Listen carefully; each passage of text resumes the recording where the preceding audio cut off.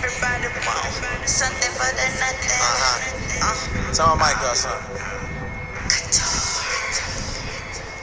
Look in it. We live in a cold, cold world. Cannon.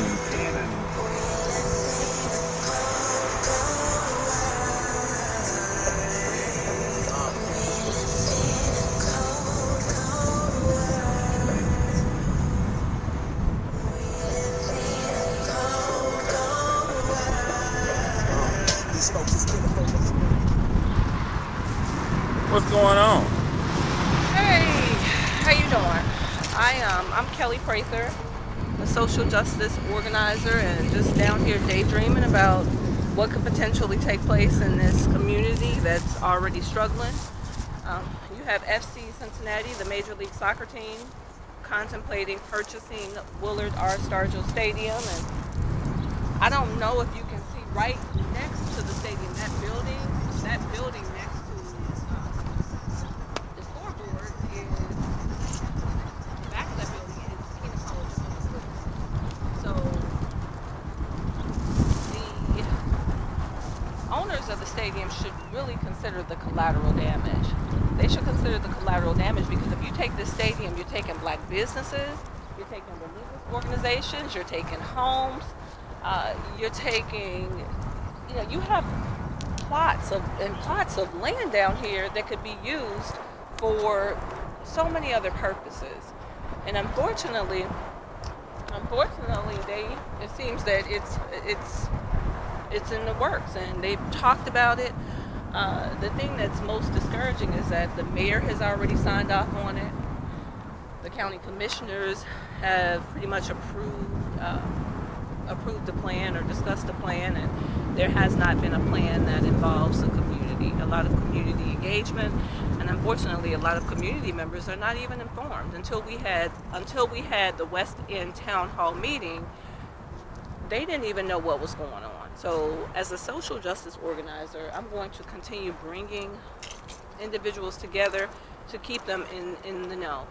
The one thing I'm definitely going to let them know about is this rental assistance development program, where these housing choice vouchers would basically, they may not be in their best interest, because what could happen if private developers, hey, how are you, sir?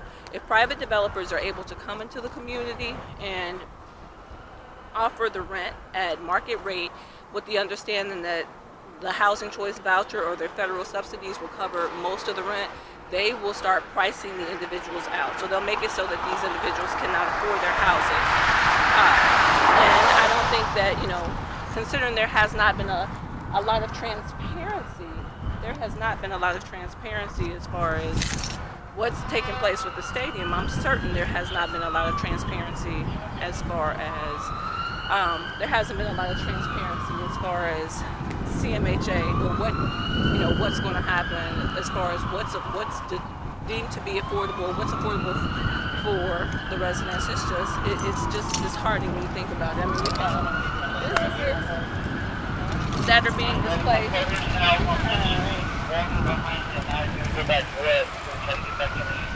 We have this community that is, we have officers on foot patrol, we have officers on bike control, and they are out and about in these communities. And what that signifies to me as a social justice activist is that when a community where there's a lot of blight and abandonment is going under a period of redevelopment, once you start seeing police officers all over the place, individuals are going to be over-criminalized and prosecuted at abnormal rates.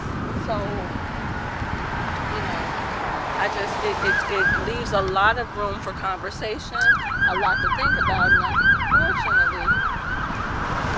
unfortunately, these individuals are put in dire straits. So, just take a look at the land. I mean, look at what's here. Look at what we had an opportunity to develop on. Had we had access to these parcels were held in land banks under the authority of the Port Authority of Cincinnati, or Hamilton County of Cincinnati. So now, considering that we're going through this redevelopment phase, the West End is going through this redevelopment development phase, individuals, private developers are going to have access to these parcels. And once you own the land, once you possess the land, you can do whatever you want to do. So my heart is in this community. I was born probably less than a mile away from here on Charlotte Street in the West End. My dad lived on Bay Miller. My grandparents lived on Lynn Street, and I have at least 4 or 5 family members who currently live in this community. So, you know, with FC Cincinnati, I'm just praying that they're mindful of the collateral damage and that they have options. And unfortunately, a lot of citizens in this community do not have options. So, you know, this is just another scenario where they want to move into an urban community and take over. What's taking place here in Cincinnati, Ohio is just a reflection of what's taking place in Overtown in Miami, Florida, where David Beckham wants to build his stadium. So I understand that, you know, they want to redevelop the city. Everyone wants a thriving, healthy community. But just think of, you know, at what expense? And, you know, there's a lot to think about. But my heart aches because as I was standing here, I saw students running around the track and engaging in, I guess, gym. But it's heartbreaking. So thank you for tuning in.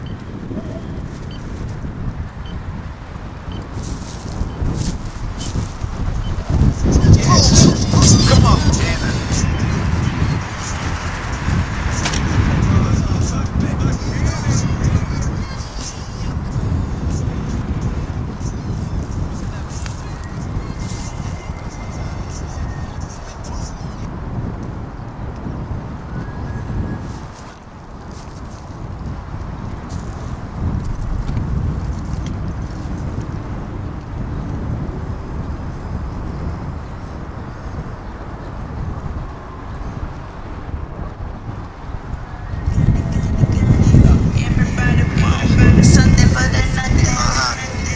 Tell my mic up, son. The cannon. Don't run so Cannon.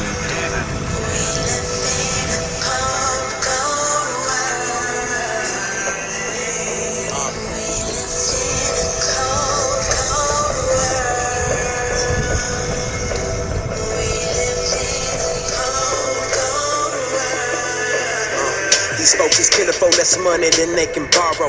Create annual sorrow for families left feeling hollow. Then a son of a gun victim fleshing out his anger. Coloring cartoons of strangers who getting strangled. And a daughter led a stranger. The school called him a counselor. Do some dirty things, but he promised that he would counsel her. Baby mama can't identify the man that killed him. It's the same low down dealer that she always get appeals from. And her son is getting older. Streets is making him colder. But his mama's out cold cause she ain't never quite sober.